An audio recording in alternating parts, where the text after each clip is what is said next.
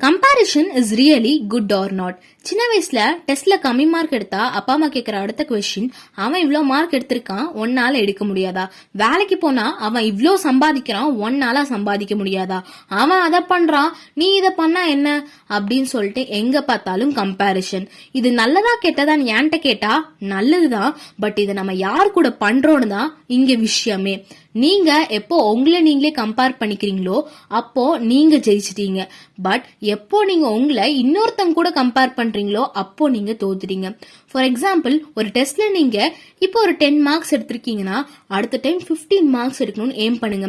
உங்களை நீங்களே பீட் பண்ணணும்னு நினைங்க. அதை விட்டுட்டு அவரை நான் பீட் பண்ணணும்னு நினைக்காதீங்க. இனிமேல் உங்களை யாராச்சும் கம்பேர் பண்ணா அவங்க கிட்ட போய் டைரக்டா சொல்லிருங்க, இதை பண்ணாதீங்க அப்படி சொல்லிட்டு.